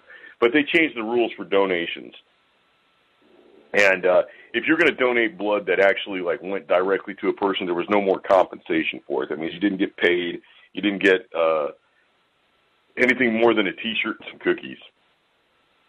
And if you wanted to get paid, that was for stuff that went into being manufactured. Well, there was a loophole with the Arkansas prison system, and basically they got themselves like 80, 90 inmates who were biotoxic, to say the least, and they just bled these dudes, and they turned them basically into cash cows, and they just milked these dudes for all the blood that they could give, and they ended up selling that blood, and it wasn't able to be sold in the United States. They kind of like did funky stuff with the labeling and the records keeping on that, and that blood ended up causing something like 80,000 cases of hepatitis C and 20,000 cases of AIDS in Canada, and there were some deaths in AIDS and hepatitis that was caused in Eastern Europe, and all that blood come out of the Arkansas prison system, and everything in the Arkansas prison system ends up lying directly at the feet of the governor of Arkansas.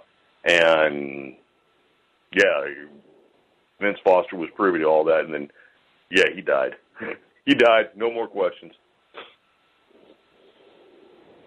Yeah, that's well, you think about it, and then start going into that, is how AIDS, and at first, how did it even come about? It's like you look into it, is that the government appears to have had some kind of role in the manufacture of the virus itself. I mean, what was it? Dr. Gallo was pretty much. Well, I don't believe. Look, the official story on AIDS is that, that some gay French steward, some airline, hostess or whatever, had sex in Africa with some dude who was like, who got the disease from butchering a monkey. No, that doesn't work. Sorry. That's not how anything's transmitted. Yeah, I'll have to actually, when it comes to that, take more of your word on that, because you have the whole medical background. But to me, it always sounds fishy. It just seemed too convenient. I mean, it made sense when you didn't really think about it, but it's like, and I think you've hit on the major theme of this. It makes sense if you don't think about it. That's what exactly it falls under, that whole story. It's like you said, is that, okay, let's play devil's advocate here and say that this actually happened or whatever, the African guy butchering the monkey or whatnot. I mean, it's sexually transmitted, or I guess you can get it, if you were to swallow the blood or somehow, but how the hell would that happen? And I don't know. The odds of it seem very low at that point. Then you have to get transmitted to him. Then you have to go to all these other people, which starts an outbreak, the whole chain of it, rather than, I think, potentially that, I think that AIDS is probably some kind of depopulation virus that the United States government brought in order to depopulate the third world, like people like Kissinger and Rockefeller wanted to do. In fact, Rockefeller said that, and that's talking about David Rockefeller, said that the biggest priority of the third world should be depopulation. Also, by the way, in the 1970s, when AIDS was probably being created, I would dare say that the work for the HIV probably started sometime in the late 50s. Well, I want to just mention that in the 1970s, David Rockefeller's, his cousin, right, was the vice president, Nelson Rockefeller. So there's like a direct Rockefeller connection, if you look at it right there, to the current leadership in the United States in the 1970s. And then HIV became known like in the 1970s. Like we heard anything about it. And in the 80s, it actually blows up. All these people start getting sick with it. But probably, yeah, it was probably one of those 1950s United States government experiments. I'm sure there were some, possibly, who knows, probably even some German guys or whatever from Operation Paperclip were probably on it as well. I mean, they did a lot of that kind of experimental shit, really shady medical experiments back in Germany in the 1940s, and then these people, some of the most, creepiest. Yeah, but are we actually sure?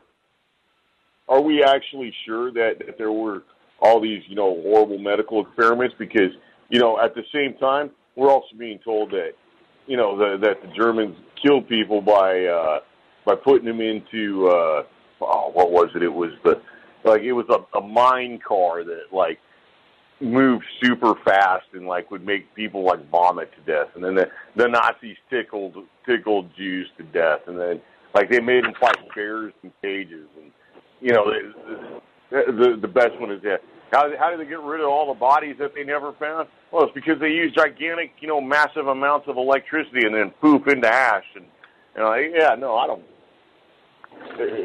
It's lies on top of lies on top of lies. So I can't go through it and start picking one lie and say, I believe this, but I don't believe that lie.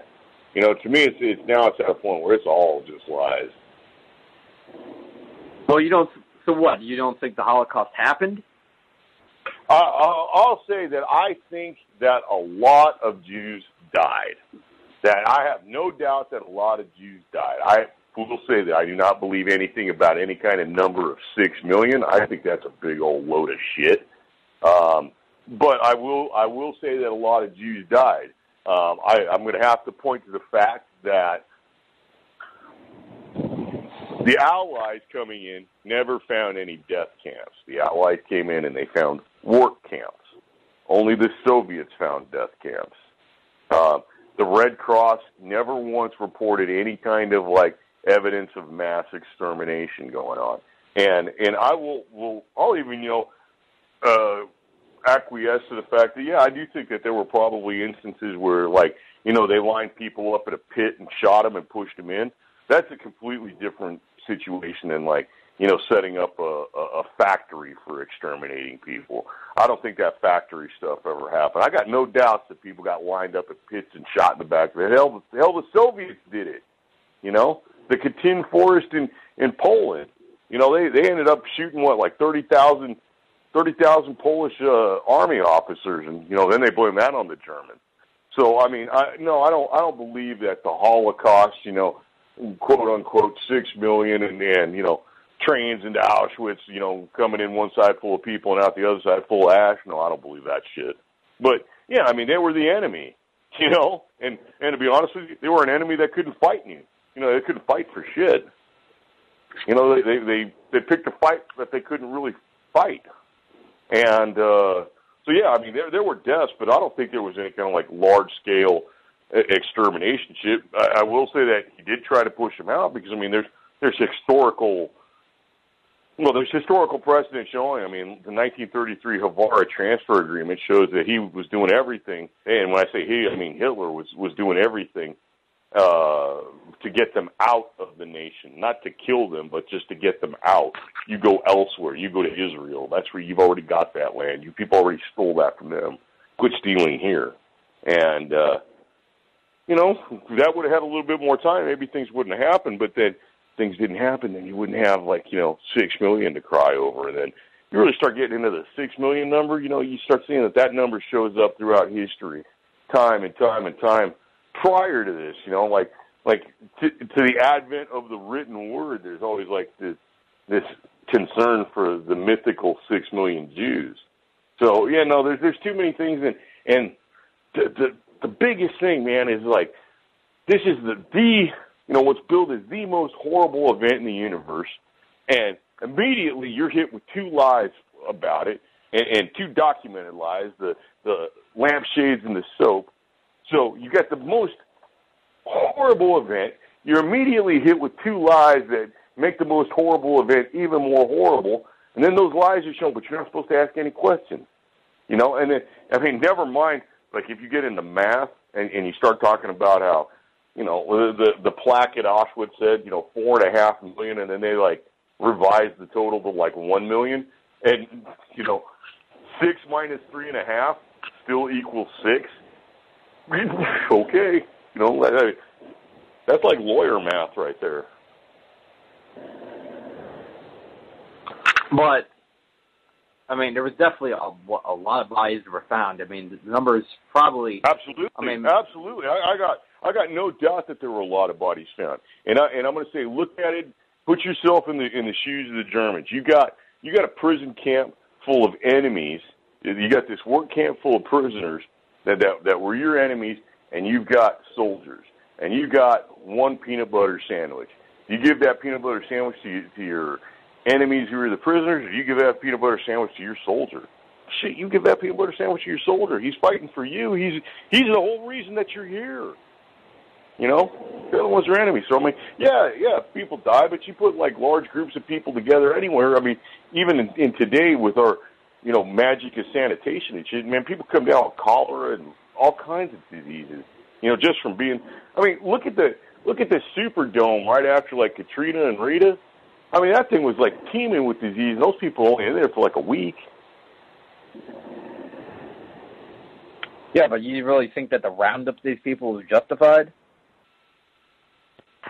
I'd say a roundup of, if they've become an enemy to you and your way of life, and you have the power to take care of whatever, you know, other shit's happened. I mean, straight up, it's not like it ain't happened before. You know, I mean, they were rounded up and thrown out of many places. You know, after a while, you got to like, look, if you get tossed out of every bar, you get thrown out of every apartment that you rent, you get fired from every job that you have. The problem isn't your landlord, the problem isn't your boss, and the problem isn't the bartender. The problem is you. So this is just like, you know, one in a long line of previous events of, you know, similar kind of, you know, import. And honestly, since that event, that ain't the last time it's happened. I mean, shit, we can just go back like a year and a half ago, and there was a sect of Jews that were thrown out of a Guatemalan village.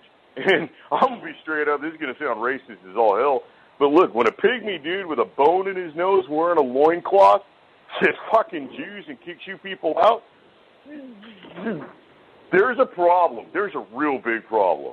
Because I'm going to guess that, you know, those pygmies and the Guatemalan people and all that, they didn't have, like, access to cable TV, and they don't, you know, get the Daily Stormer or, you know, any of that kind of shit delivered to their house. They figured that out on their own.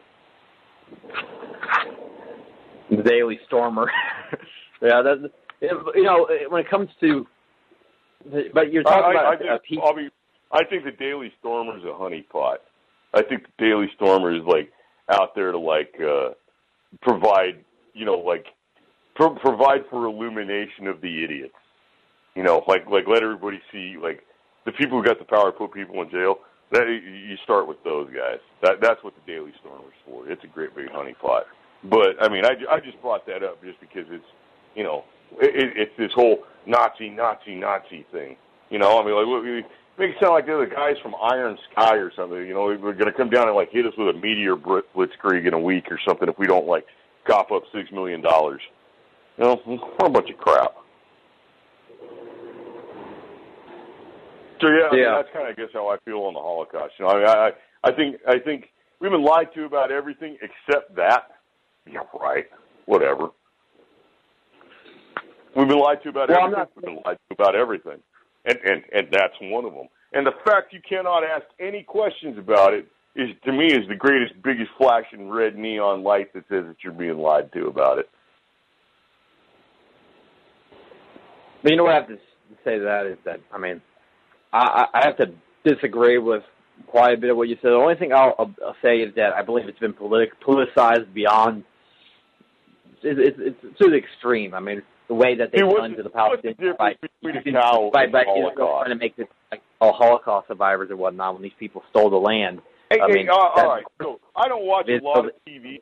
But just the other day, I ended up catching a little bit of Fox News, and there was a commercial in the middle of Fox News for, like, donating cash to, like, these homeless Holocaust survivors.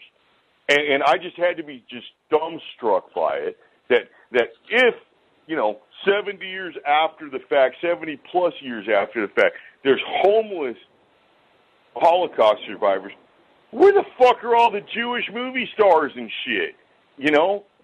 Cough up a couple shekels. Don't be putting commercials on in the middle of I'm trying to get some Bill O'Reilly and whatever. No. It's too much heartstring tugging for me. It's not. I've seen a commercial like that before. There was like one that was like, it's like, please donate to our poor Israeli brothers. Many Israelis live in poverty. I'm like, what the fuck are they doing with our $5 billion annually then? It's like they're building shit. I mean, we just signed a deal to give you people like $37 trillion or something, which is ungodly amount of money. And I mean, you should all be driving like brand new Toyota pickup trucks or something. Like I I'm like, it's like they're fucking squandering the money. Homeless Israeli people, and talk about how we need to donate to them. Well, I mean, and whatnot. And not just regular everyday homeless Israelis, but it's like the most valuable Israelis are the Holocaust survivors. But it's like, right. So how can there be homeless Holocaust survivors when you got Harvey Weinstein? Cop up some bucks, There's not even that many Holocaust survivors left in Israel. I mean, the fact is that that's definitely probably a political ploy, and I'm sure that very few of them are homeless. And when it comes to I truly don't believe that any Holocaust survivor is homeless. You know why? Because Germany pays them all reparations. Germany pays them like something like $1,200 a month still. Well, the few Holocaust survivors are still being politicized in Israel in order to try to justify the occupation against Palestine. That's a given, and it's disgusting how they politicize this murder. That you have to remember is that ultimately a lot of people that were non-Jewish as well were murdered, and you don't see, like, for example, absolutely, and all you get to hear about is the 6 million Jews. There was what, like probably another 5 million of whatever flavor of enemy that the German government had at that time, enemy or undesirable, that also got liquidated, forced out, slave death or whatever unpleasant end they had. But there's no mention of, well, honestly, let's take a look at the Bolshevik Revolution and the deaths in Russia and the associated lands, neighboring lands to Russia. Up until, from like 1917 to 1990. And then you start looking at the leadership of that and like, oh no, those are communists, those aren't Jews. Never mind the fact that, 92% of them are Jewish. Now you're just being racist. No, Well, you're going to probably say about the Bolshevik Revolution, that killed like 4 million Russians, and you don't hear about that. But the revolution itself, then how many people died under Stalin's hand? Probably. Well, no, I mean, like look at the Holodomor in the Ukraine. I mean, there's estimates up to 20 million that died at that. A low of like 4 and a high of 20. The average comes in somewhere at about 11, and they died in a year and a half. It was like that was what, like 32 to 33 that those people died, like January of 32 to like the middle of 33. I mean, Stalin killed more people than Hitler, and then Mao killed about double what Stalin killed. I mean, those are not talked about because they can't be politicized as much as the Holocaust in order to justify Israel's occupation. And, I was going to say about the Holocaust is that you don't see, for example, there were 5 million people that were killed. You don't see, there was a lot of people of Russian ethnicity that were killed that were living in German-occupied countries killed in the Holocaust. You don't see Russia demanding reparations to Germany for what they did, and they killed like 27 million of their people total when it comes to all the war. 16 million were soldiers, so it was scratched it off, and still million civilians died in the war because of Germany. And that's a low estimate. And I mean, like, even if nothing else, you got to look at all right. So the end of hostilities happens, and what do you do with your prisoners of war? You send them home. Well, not in Germany's case. I mean, they said at the end of the war that the Russians had something like 950,000 German German prisoners of war, and only 12,000 of them made it home.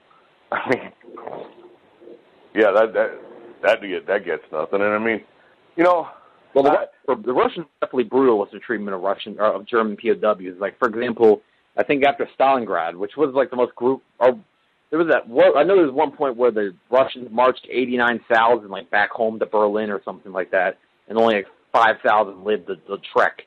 So pretty much almost everyone died on the trek back. And it was like a massive Bataan Death March, but with 89,000 soldiers were being marched to their deaths practically. The Soviet troops sometimes went to absolutely barbaric means, but I have to say that was absolutely barbaric war. Is that barbaric things are going to happen? Well, ain't none of the wars nice and happy little things, and I mean that's kind of what I'm trying to get at by what I was saying earlier. It is war. If you are somebody's enemy in the war, shit happens, and if you can't fight and defend yourself, shit happens worse to you than it does to the other guy. And Jews didn't fight good. They didn't fight good.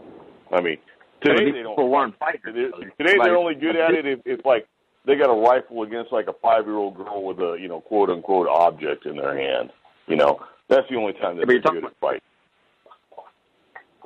You're talking about citizens there. You're talking about people that these people were not. But the army that's where the army comes from, is the citizenry. And you can't say that, in any army that you put in, you have guys join the army because they like to fight. I mean, everybody's got a brother, beat their brother, had some kind of brawl with their brother, and that's part of learning. That's part of, who makes you who you are. And, just because they were citizens doesn't, give them an excuse for not being able to fight, because you had to get in some kind of, physical disagreement before you entered the army. That's like an inborn drive. You know what I'm saying? Well, man. Stuff like that.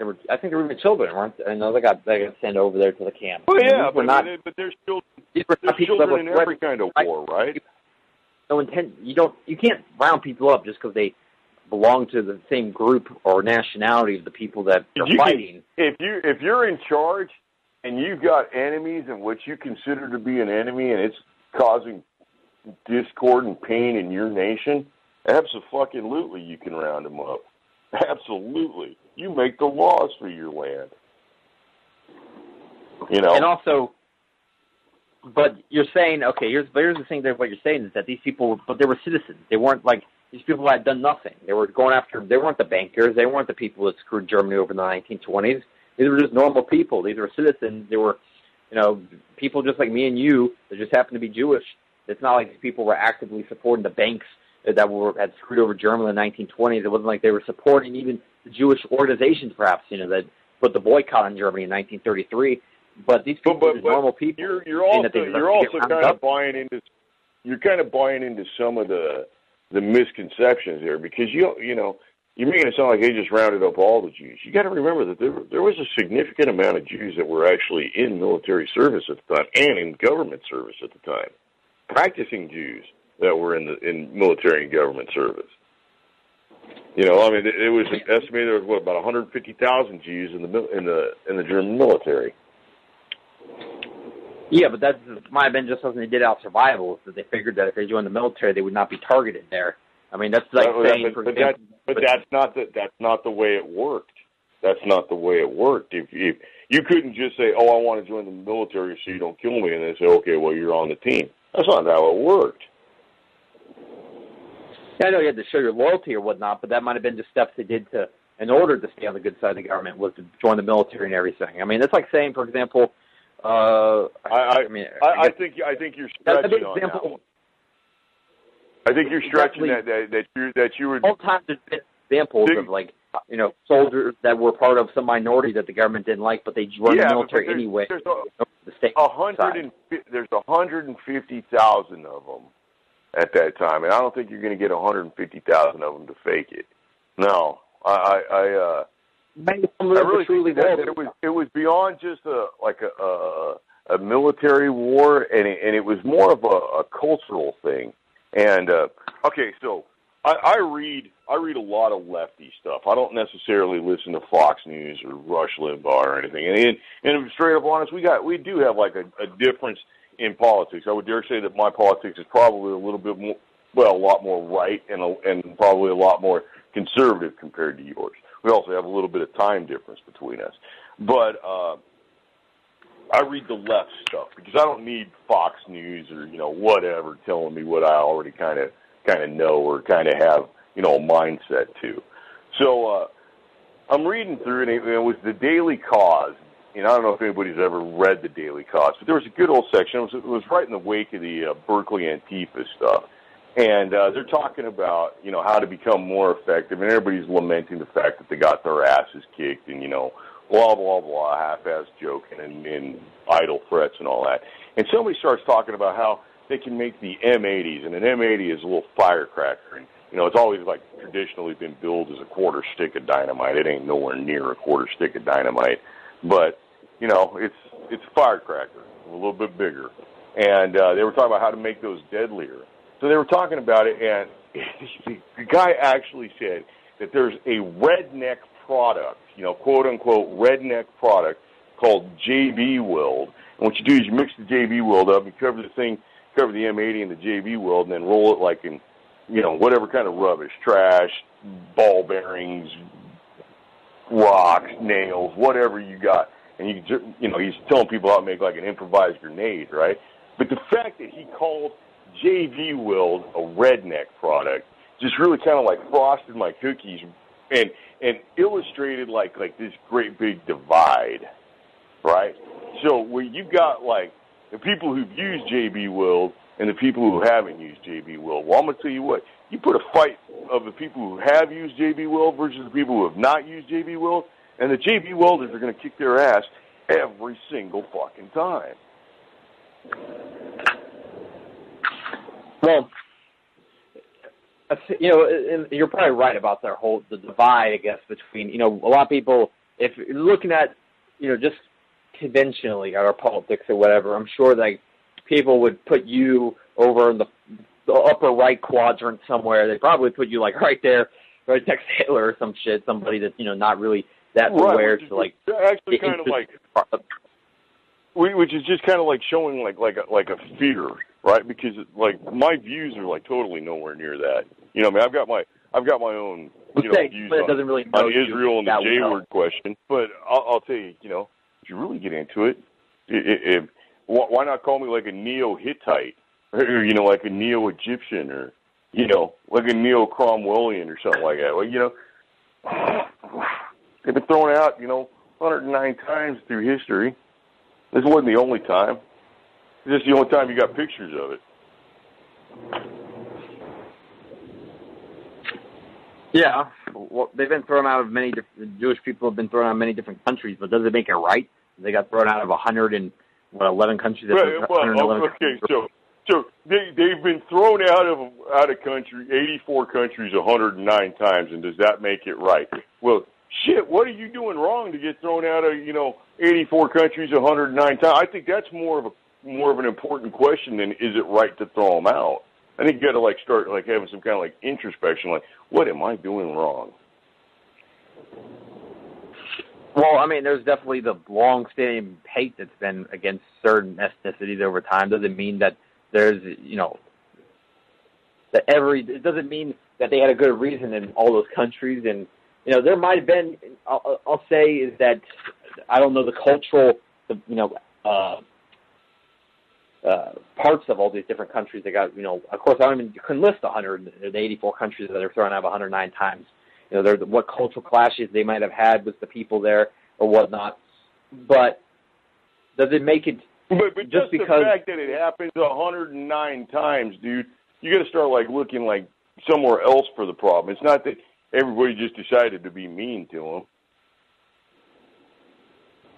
Well, it's not because everybody decided to be mean to him, but a lot of people were blinded by, whatever misconceptions or lies or, what that were told about him for how many years. I mean, you have to remember a lot of those countries were medieval countries where, that if you didn't submit to the Catholic Church, you got like smited or whatever, but not actually smited. Yeah, but there's a good deal of these. There's a good deal of these expulsions that happen, prior to the Catholic Church.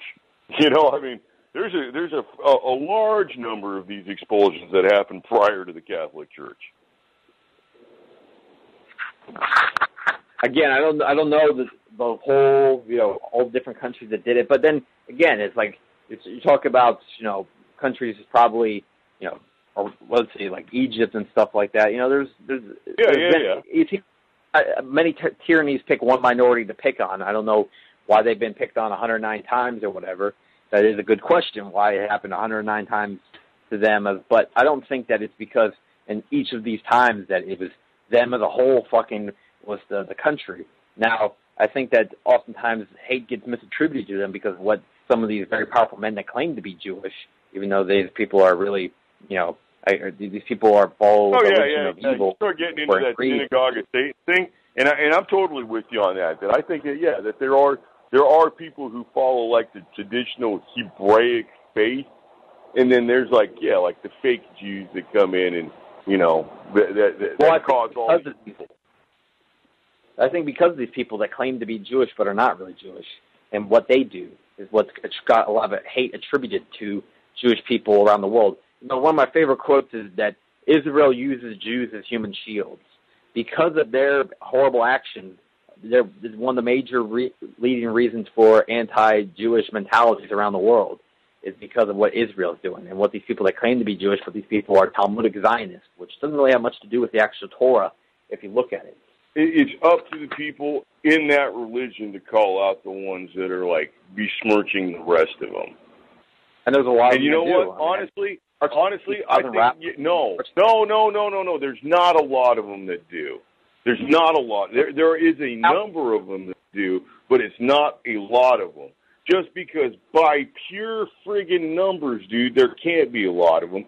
Because in the world, in the entire planet, there's 14 million Jews. There's about 6 million that live in Israel, 6 to 7 million that live in Israel, and then the rest are scattered between the United States and Europe. All right? So you start looking at what amounts to 1/2 of 1% of the total planet's population, and you start picking from that and saying, okay, some of this 1/2 of 1%. No, that's not a lot of people. That's statistically, it's an insignificant number of people. And I mean, it sounds cruel because I know that there's like Jews against Zionism and all that, but there's none of them. There's not enough. There's not enough. There's 2,000 of them, 20,000 of them. That's nothing, man. Well, said there's 50,000 just in one march. And around the world, I'm sure there's more than that. I'm sure there's thousands in different countries, especially maybe in like third world countries where Israel is not really in favor in the media. I'm sure there's but look at the opposite side. Let's just say that there's 100,000 worldwide. Well, shit, man, the United States knocked off 100,000 people in Iraq in a month, easy.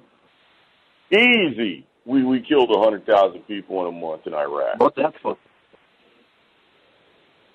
So, I mean, you start talking about, like, what people say is a large population. I don't think it works out on that side. Well, I'm saying it is a large number. I mean, hundreds of thousands is still a lot of people. It's unfair to to generalize Jews as a group as so important in Israel when there's definitely a decent portion that are even if it is only like 8% or something like that oppose Zionism, and also there's a lot I'm sure that are apathetic to it. They probably don't pick one side or another, and there's still a lot that are very opposed to it. I mean, there's a lot of rabbis, a lot of Jewish people that oppose Zionism for what it was. These were 50,000 like Orthodox Jews. They weren't even like this is one particular group of Jews, and a lot of them were opposed to the state of Israel. In fact, a lot of the Orthodox Jews are but they don't have any pull, man. Yep. I mean, like the Orthodox kids, they don't even send their kids into the military in Israel. So like you've already like opted out of like the basic uniting thing in their cultures. Everybody's been in the military. It's all about defense, right? So you got this group of people who immediately opts out of that way to like communicate and relate to the rest of the culture. They don't have no effect, dude. They don't have any kind of effect. They're looked at as weirdos by their people, just like I look at it. Yeah. Chat.